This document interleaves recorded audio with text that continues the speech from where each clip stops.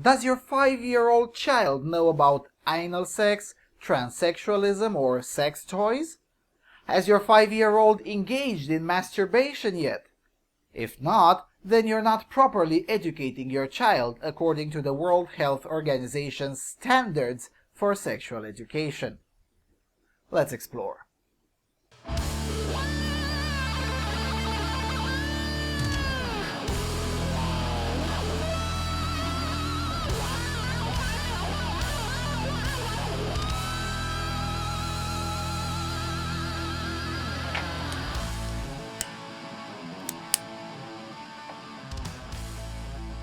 Hello everyone, and welcome to another installment of Freedom Alternative Research and Analysis.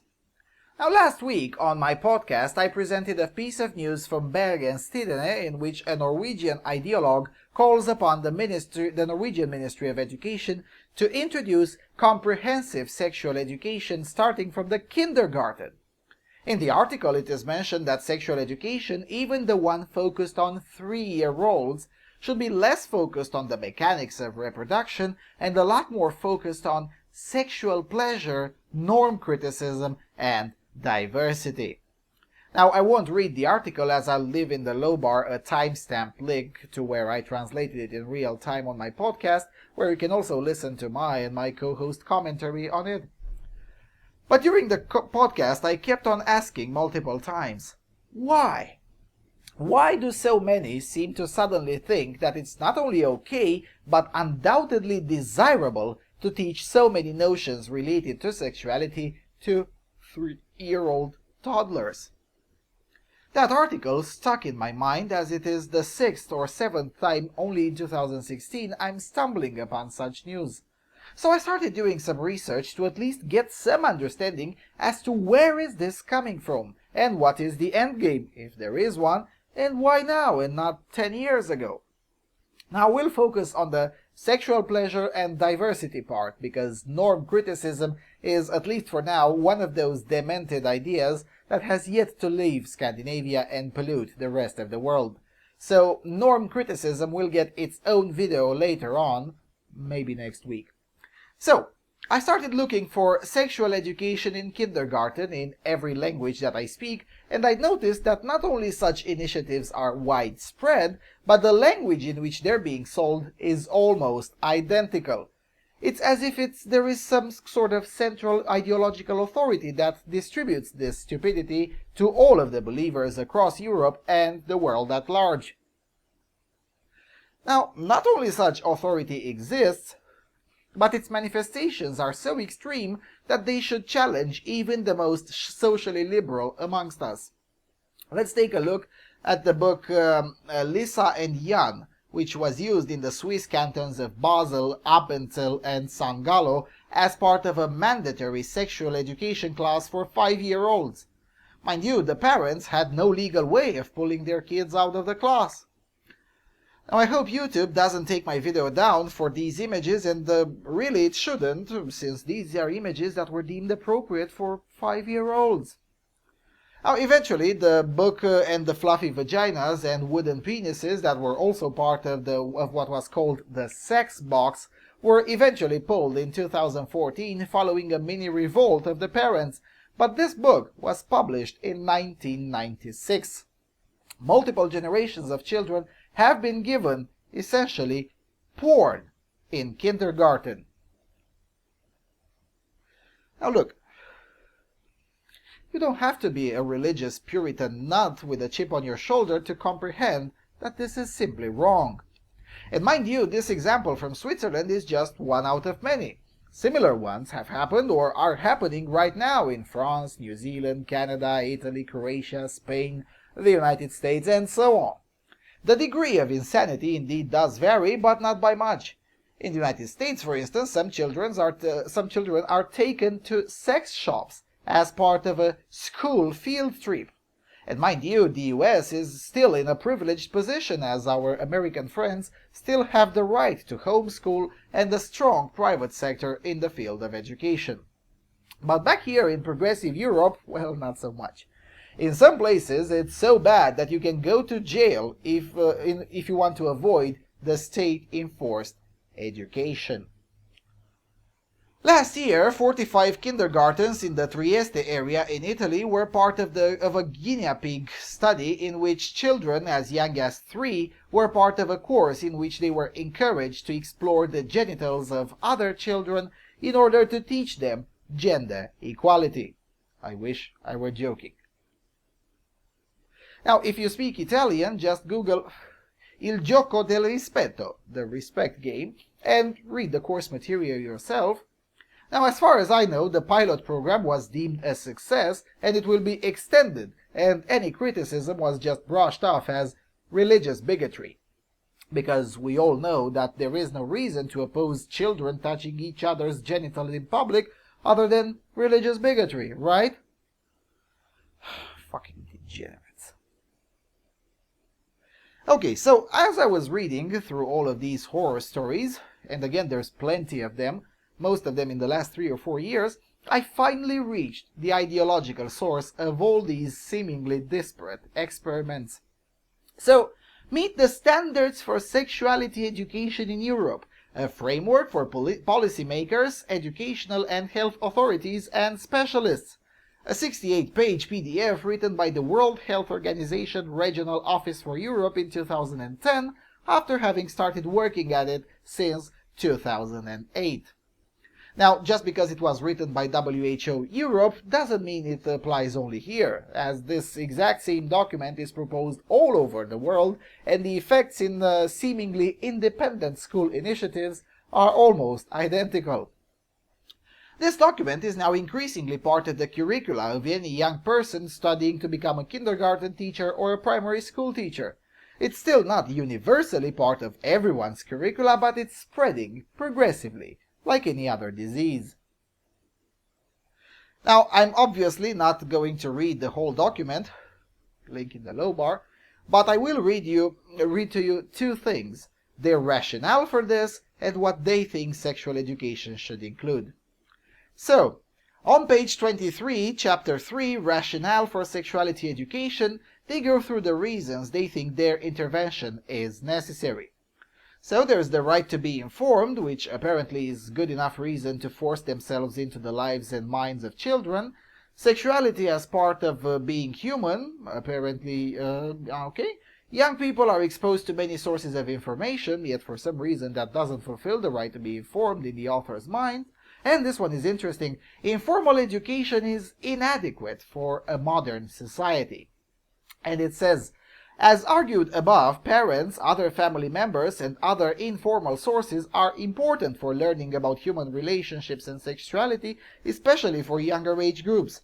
However, in modern society, this is often insufficient because these informal sources themselves often lack the necessary knowledge, particularly when complex and technical information is needed, such as that pertaining to contraception or transmission modes of sexually transmitted infections.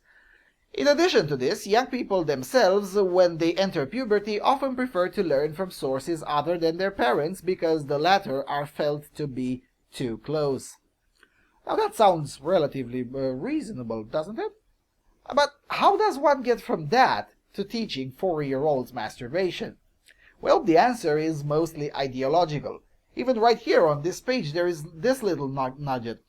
Quote, young people are exposed to many news sources of information. Modern media, above all cell phones and the internet, have in a very short period of time become important sources of information, but a lot of that information, particularly where it concerns sexuality, is distorted, unbalanced, unrealistic, and often degrading, particularly for women, brackets internet pornography.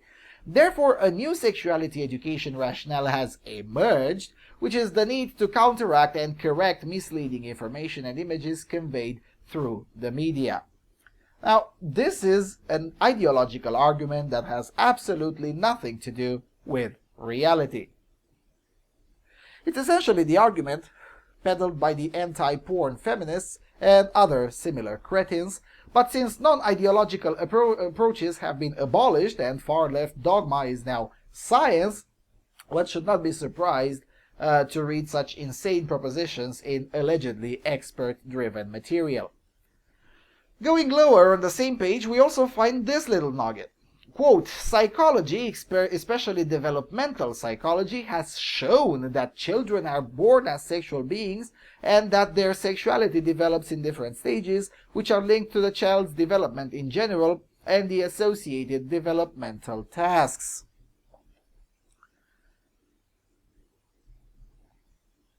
Now, do you remember when you all told me that I was exaggerating when I was reading to you 1980s essays and said that this is coming to a kindergarten near you? Well, it's not my fault that while lefties were busy preparing pedophilic materials for your children, you were busy fighting meaningless battles. That's for all those conservatives of the 90s. You know who you are. Anyway, this paper still doesn't go far enough, mind you. The left has had this nonsense prepared for over 30 years.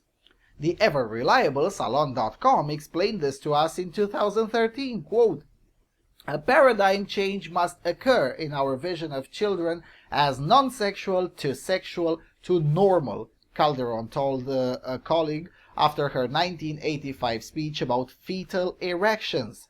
Back then, America wasn't ready to hear her. Today it is. And anyone who thinks otherwise simply hasn't been listening. Now, are we clear? Okay, so what do these people want from this whole thing?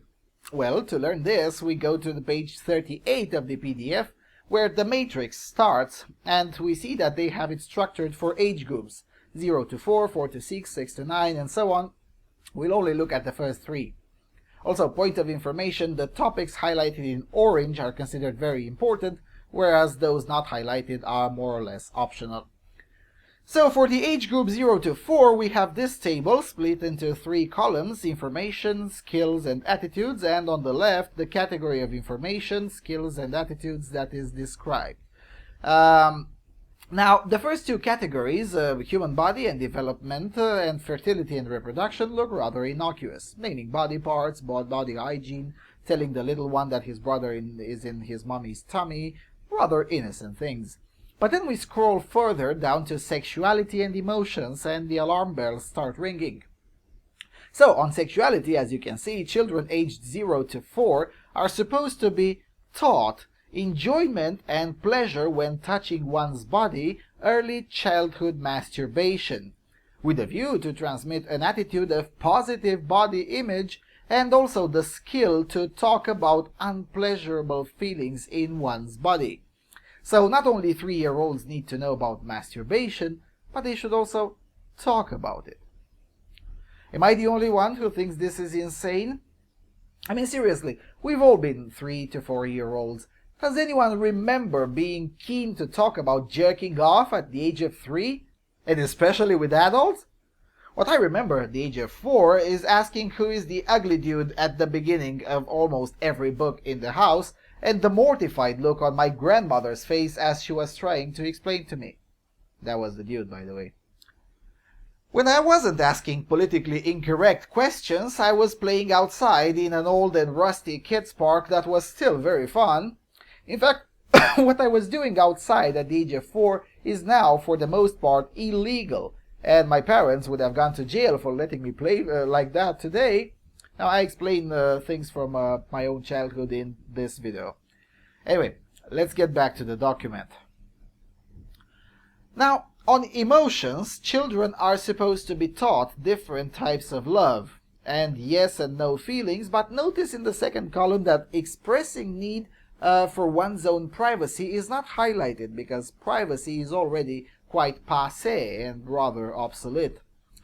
Anyway, scrolling further is different kind of relationships, which doesn't sound really that bad until we look at the third column, in which we find out that this should help children develop a positive attitude towards different lifestyles.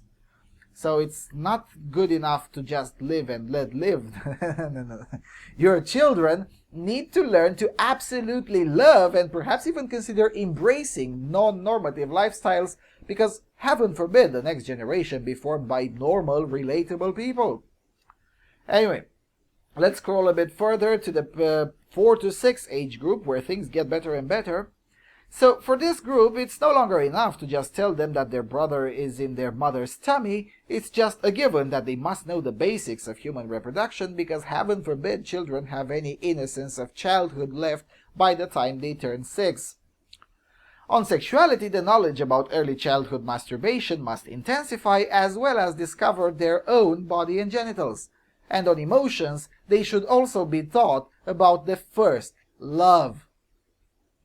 At the age of 5, first love. Jesus Christ.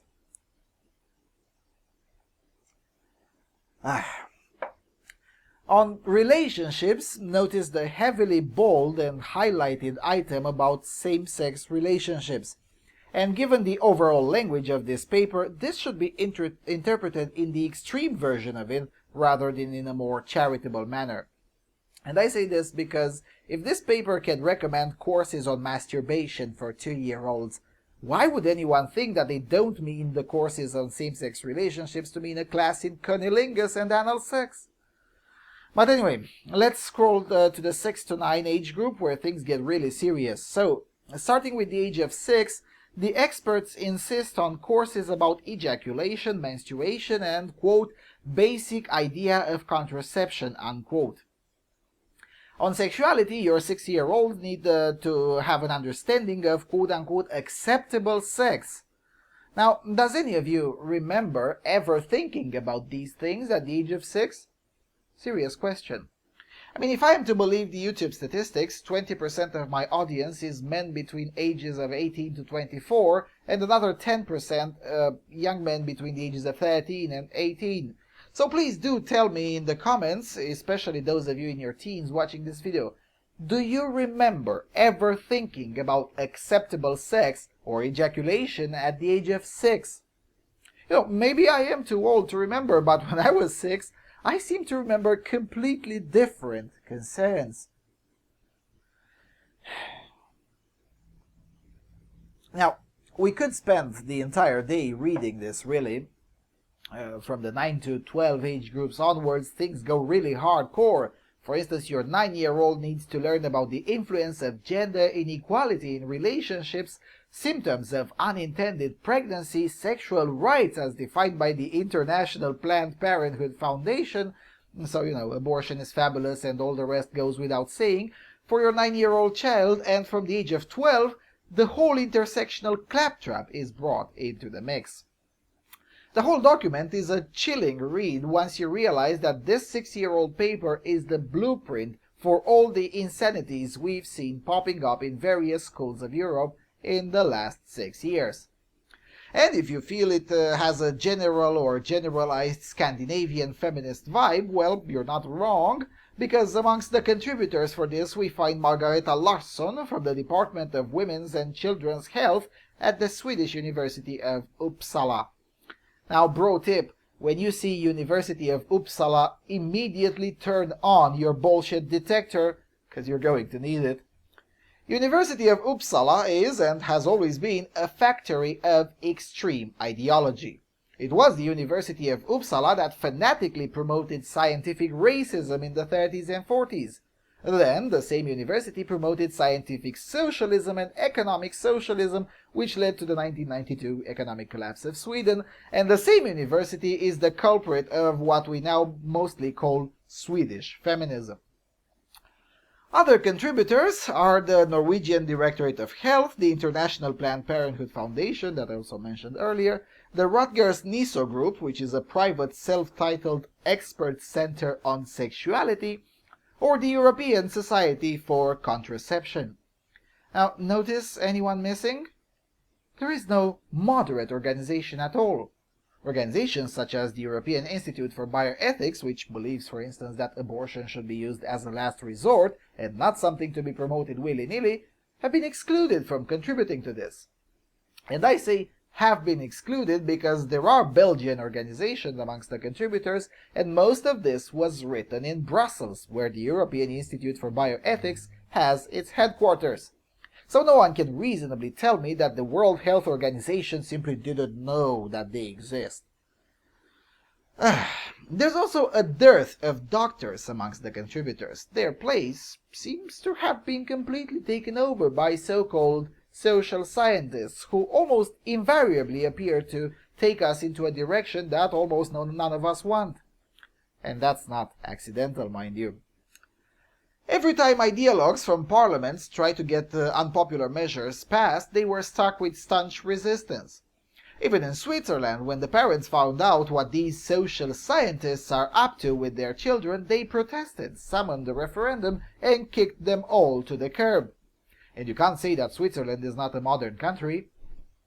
So in the face of this reality, the only way to progress is to sneak in through the back door and hope nobody finds out. Or if someone does find out, make sure to make it impossible for them to react. In fact, in this paper, they do lament that their progress has been slow in Eastern Europe, and they blame this on, quote, political, cultural, and religious fundamentalists, unquote. Because surely not wanting your 3-year-old to learn about masturbation in kindergarten is fundamentalist in itself and almost the equivalent of beheading infidels, right? I tell you what. If I take the label political fundamentalist, will the honorable cucks who wrote this document accept the label cultural Marxist bigots? Serious question. Because if merely not wanting to pay for progressive indoctrination on sexual matters for 3-year-olds makes me a fundamentalist, then I'm quite glad to admit that I am one.